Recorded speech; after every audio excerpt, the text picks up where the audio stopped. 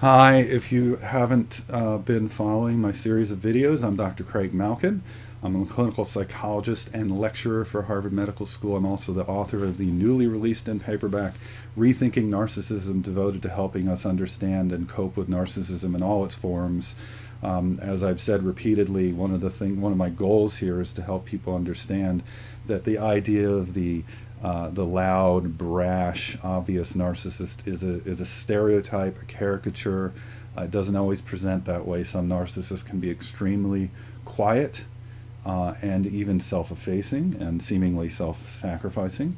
And so there are other reliable ways of identifying when somebody's extremely narcissistic, and I've gone over some of those if you would like to refer back to the previous videos. Once again, I want to thank everybody. I have 24 pages of questions. At times you're going to see me sort of shifting over and trying to get through them all. Luckily, there's a lot of overlap. If you don't hear your name, I hope you hear the answer to your question. If not, we just might need some more videos. But again, just the courage that you've shown in sharing this with me, I'm just blown away at the outpouring, and thank you so much for helping build this community. It really did become a community on the Facebook event that I created called Real Narcissists. A word about that.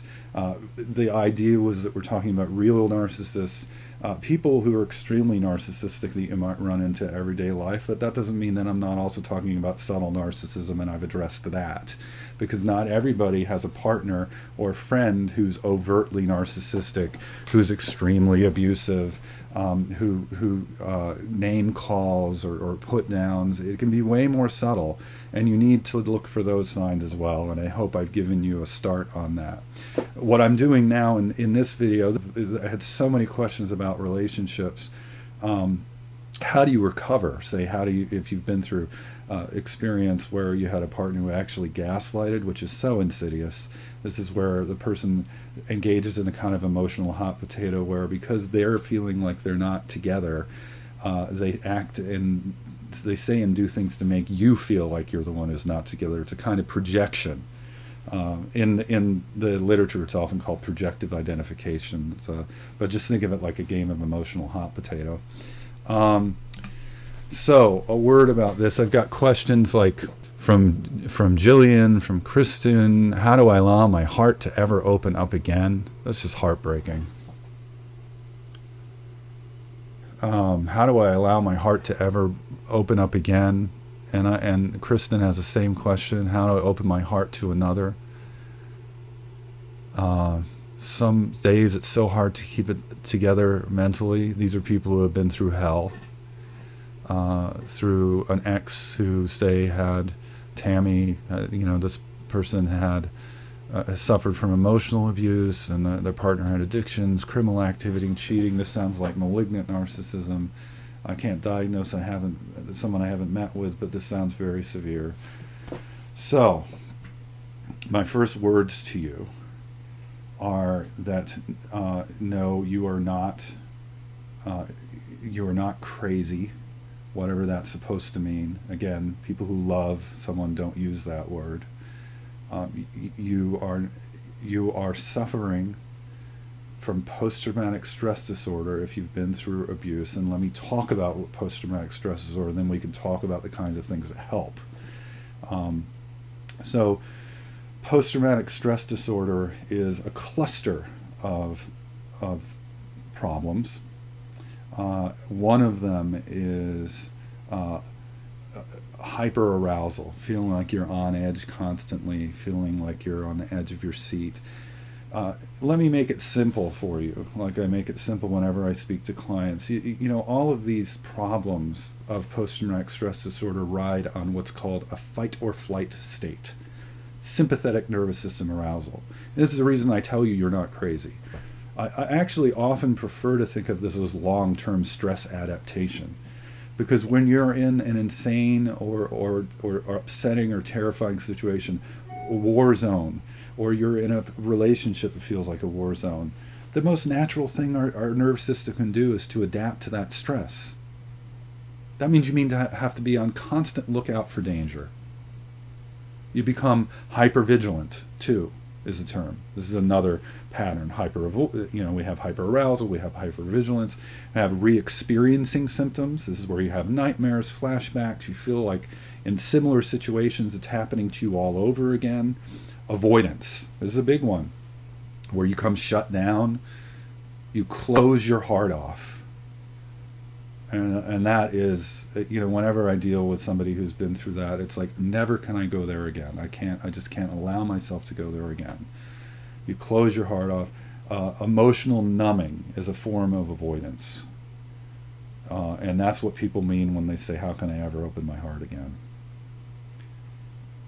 And it is a devastating experience, feeling like you can't ever trust again. It is also an aspect of post-traumatic stress disorder. If you've been through a prolonged experience like this, you might even have something called complex PTSD. Let me explain that. And this can even happen with affairs. If you have a partner where you've experienced repeated infidelity. Now, there was one question somebody had about, are narcissists capable of fidelity? Well, some are. For some, that's not their issue.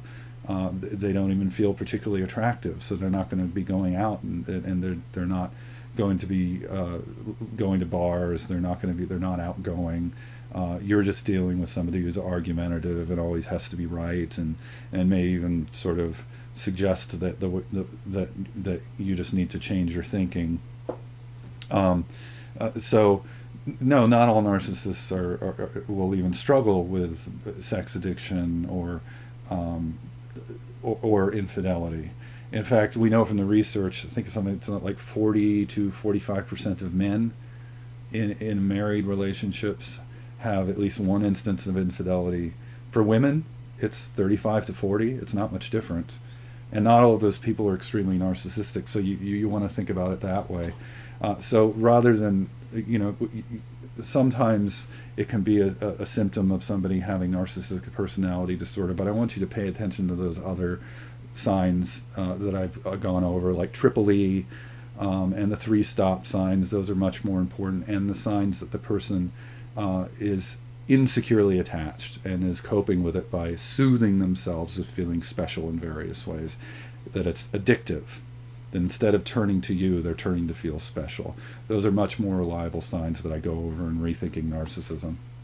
So gone over post-traumatic stress disorder in brief, but again, all of these reactions make perfect sense when you think of the fact that they ride on top of a fight or flight response. If you have to be in a constant alarm state, you can either avoid what looks like signs of trouble, flee at the first signs, that's one way of coping so that you feel safe, or you can be on constant guard for signs of trouble. And then all of these problems result from it. I mean, you're in the tension, it works its way into your dreams. So can you recover? Can you open your heart again? The answer is absolutely yes, and I've worked with many people who have. But a number of things have to happen. You cannot stay in emotionally abusive relationships. You are constantly re-triggered, and you will constantly feel re-traumatized, and you cannot recover if you're in a traumatic relationship. This is why it's so important to let the policy do the policing when it comes to dealing with exes. You want barriers up. People have talked about gray rock method. I talk about staying task-focused. If you're getting questions like, why are you such a terrible father, or why are you such a terrible mother, that's not a question. And you don't have to respond to it. And don't respond to it. There's no question there. Ignore it. If you're getting questions like, what should we do about the pickup or the drop-off, those are the things you respond to, and you respond to them matter-of-factly. I will be there at X. If you get a bunch of bluster, you ignore it. You say, I will be there at X. This is what I call remaining task-focused. Always coming back to the problem that needs to be solved, not getting emotionally engaged, because you're past that. At this point, if you're divorced, if you're sharing custody, if you're having to deal with custody, you don't need to be emotionally engaged, and you've already determined that it isn't possible for it to go anywhere. So barriers, you need support, you need plenty of support, you need communities, you need a therapist to help you understand what post-traumatic stress disorder is, somebody experienced in trauma. And a big part of it, again, is just remembering that this is the best way to understand it. This is a sane, normal response. This is a normal response to an abnormal situation. You are not abnormal. This is a normal response to an abnormal situation. That's what trauma is. That's why I call it long-term stress adaptation. We're wired to cope in this way. Excuse me. Can you open your heart again? This one turns on recognizing, excuse me, what I call echoism. What is echoism? Echoism is, and somebody had a question about, am I enabling? Are there ways that I've sort of fed supplies too much? And yes, unintentionally we can do that. This is not about blame the victim. This is about taking somebody's gifts and using them against them. Again, you fall in love with somebody. You think the best of them. You can't blame yourself for not seeing these things if nobody taught you, and I hope I'm teaching you what to look for that's actually helpful, like the 3 stop signs that give you a clear and stark line that you know shouldn't be crossed, like that this doesn't belong in a relationship. That's what people need, not advice on how to respond when somebody is throwing all kinds of bluster at them, how best to approach them, etc., etc. My feeling is if you have to speak in paragraphs for somebody to understand you, that's a reason to leave a relationship, not stay in it. So I wanted to give you very clear signposts in rethinking narcissism, and I hope I've done that. I feel like I lost my place there a little bit. So let me reference. Yes. So recovering from post-traumatic stress disorder, how do you open your heart to somebody again? In our research, one of the ways I reconfigured our idea of narcissism is that instead of thinking of narcissism as just this pernicious personality trait, we know from a quarter century of research that the vast majority of people around the world feel a little special, exceptional, or unique, to quote University of Washington psychologist Jonathan Brown, on average, when they're happy or healthy, and that helps us have these rose-colored glasses to see ourselves through and our partners through. And it helps us feel more resilient, persist in the face of failure. It even helps us in our research. We found that it helps people give and receive in relationships. Those rose-colored glasses, it's not self-confidence, it's not self-esteem, it's a slightly positive self-image. That's what you want to think of as healthy narcissism. And it seems to be wired into all of us, that drive to feel special. When it's moderate, it can help us. When it's flexible, we can. One of the most common items that people responded to in our research, and now we have 2,000 people for the narcissistic spectrum scale. And I have a brief version of this that you can take in rethinking narcissism and see where you fall on the spectrum. One of the most common ways people answered was, I like to dream big, but not at the expense of my relationships, which is fascinating to me. I like to dream big, but not at the expense of my relationships. People who were extremely narcissistic did not agree with that at all. And here's the point I want to make. So it's sort of being able to hold on to feeling like you're capable of more than maybe you actually are in the moment, just enough in order to get through it. And if you're confronted with problems or failures, you know enough to say, oh, well, I need to adjust my expectations. That's what people who score high on these different measures of healthy narcissism are able to do. So why is this important? Because people who lack those rose-colored glasses struggle with something I call echoism. Echo was the nymph who was cursed to repeat back the last few words that she heard. And like Echo, people who struggle with echoism tend to fall into relationships with extremely narcissistic people. I myself am a recovering echoist. When I was growing up, my mother, if you've read my book or if you've seen any of my videos, you know my mother struggled with narcissistic personality disorder. Actually, she was more cluster B at times, which is erratic, melodramatic, impulsive personality style. It includes antisocial personality disorder, borderline personality disorder, narcissistic personality disorder, and I hope I'm not forgetting one. I might be off the top of my head, but this is cluster B. Oh, histrionic personality disorder, and she certainly had elements of all of those. But when she was younger, the way this presented was, she appeared to suffer from migraines. It's unclear whether or not she actually did, because as she got older and she was addicted to painkillers, I after my father died, I had her weaned off them. But when she was younger, she would fall into these funks and turn out all the lights. And I just remember being 4, 5, 6. These are very strong memories. Even before I moved, we actually wound up moving to a different area. I was raised in Maryland, and we moved to Connecticut, and I remember memories from early on. I was the one who put the rag on her head. I was the one who attended to her, and looking back, I realized that she didn't really mind that. I think she actually enjoyed it. I think it was something that felt good to her, and that's the form the narcissism took, where I echoed her needs, and she enjoyed that position. I became a parentified child, in other words. This is really common for people who struggle with echoism. They have narcissistic parents, whether they're overtly abusive or not, and they learn to live life by the rule, the less room I take up, the better. God forbid I become a burden. Let me focus on others, and maybe I can feel a connection. So what you want to look at, and I actually give you a test so you can see how you score on echoism. Where are you on the echoism scale? We need those slightly rose-colored glasses, but here's the beauty of it. Where do they come from?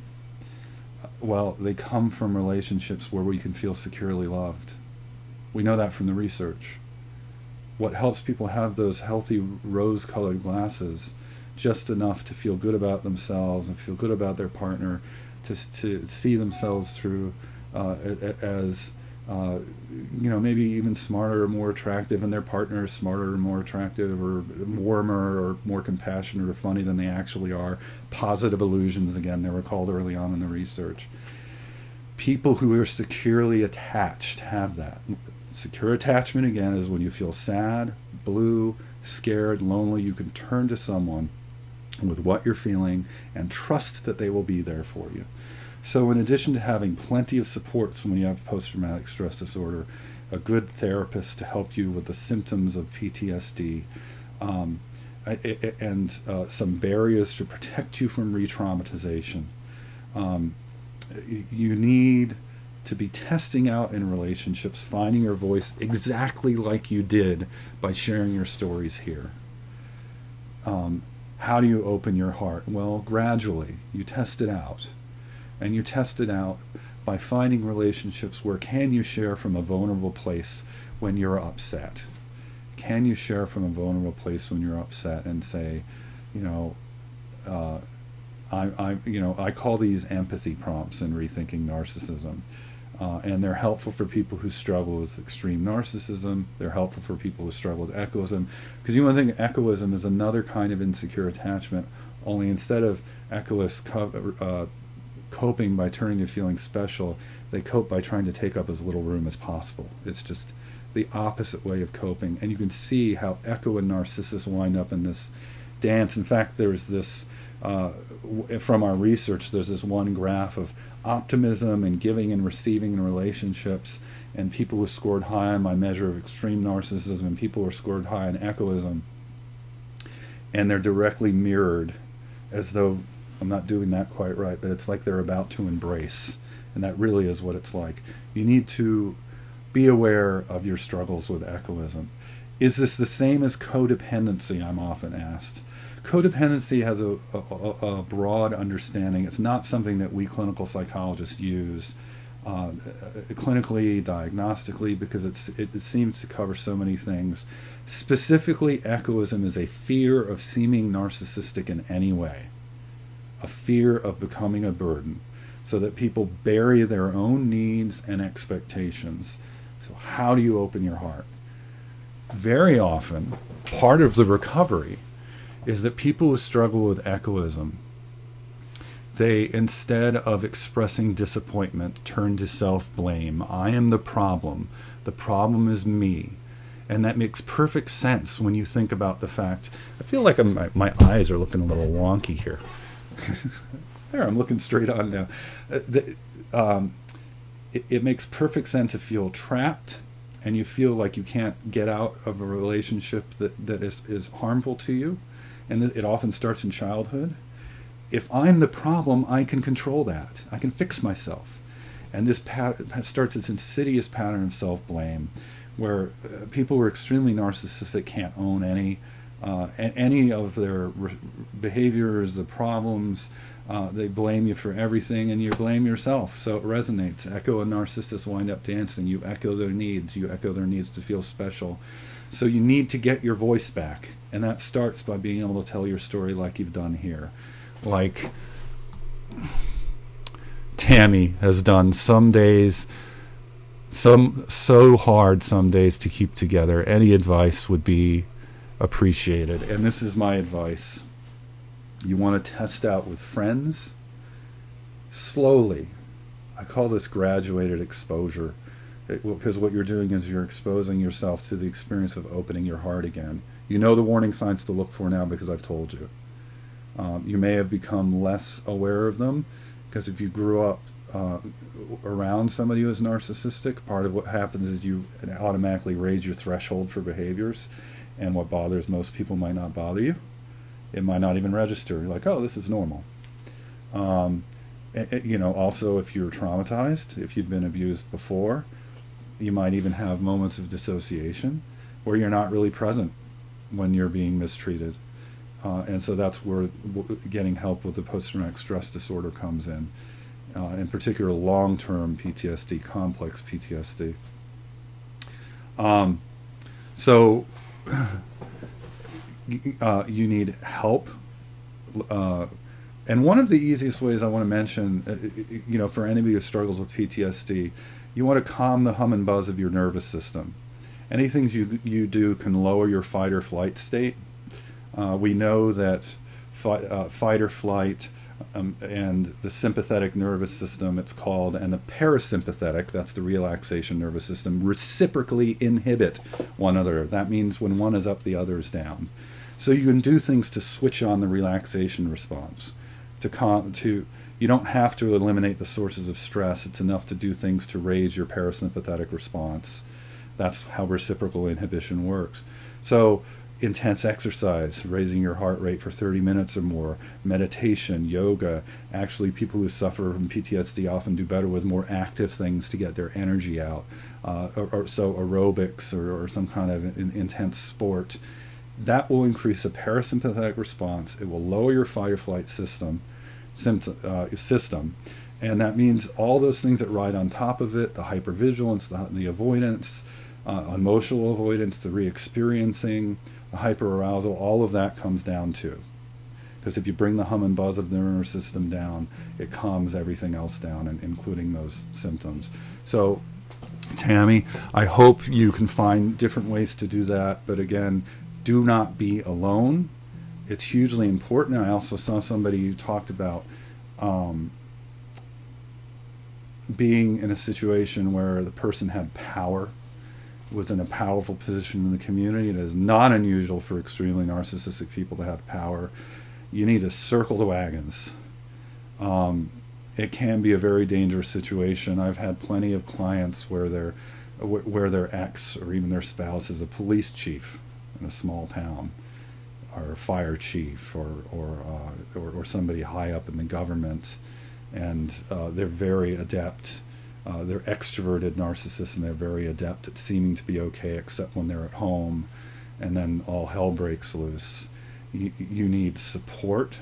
You need an exit strategy. You need definitely contact the 1-800 abuse line, National Domestic Violence Hotline. That's it, the hotline.org.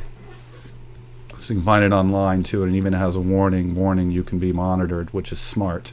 Safety alert. Call the the National Domestic Violence Hotline at 1-800-799-7233 or TTY 1-800-787-3224. Okay, so there you have it. You need an exit strategy. I often recommend that you have a bag packed with everything you need in it so that you can leave if you need to go to safety and to go to a friend's house, and maybe a friend's house that this person doesn't know. But number one, I'm concerned your safety is of the utmost importance, and I want you to be safe. So that means making sure you have plenty of people to help you stay safe, a therapist involved, and if you're worried that this person is in a high enough position that they can kind of track you, then you need to have everything compact with money and lots of stuff that you can take with you and an easy way to get out.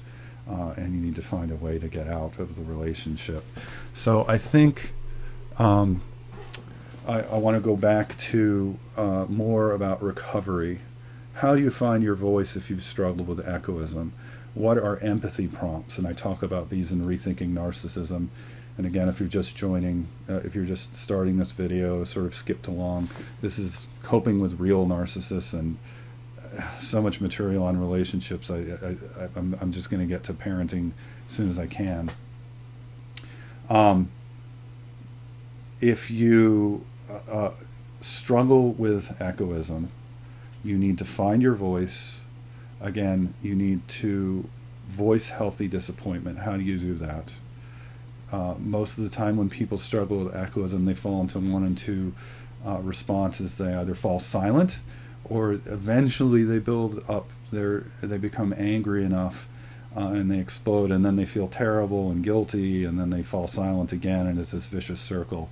You need some way to voice the disappointment and to test out in a relationship whether or not you can be safe. This is how you learn to open your heart again. So this is an example of an empathy prompt. Say to your friend who seems not to be being supportive of your new job move. Maybe they're putting you down.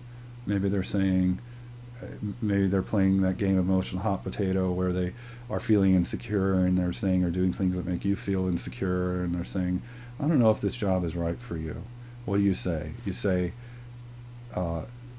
Janet, you're my best friend, and this has to be sincere if you're saying it. These are empathy prompts, have two pieces. Conveying the importance of the relationship and the importance of that person in your life.